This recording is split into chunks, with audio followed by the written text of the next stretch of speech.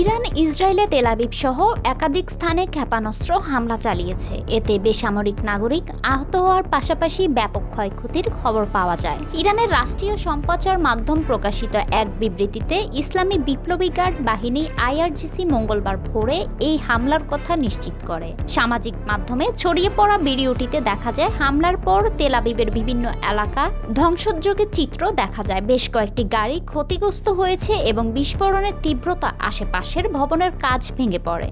এতে স্থানীয়দের মধ্যে আতঙ্ক ছড়িয়ে পড়েছে। ঘটনার পর জরুরি সেবা বিভাগ উদ্ধার অভিযান শুরু করে। পুলিশ ও উদ্ধারকর্মীরা ঘটনাস্থলে কাজ করেছেন। স্থানীয় সংবাদ মাধ্যম জানায় একটি ভবন ক্ষতিগ্রস্ত হয়েছে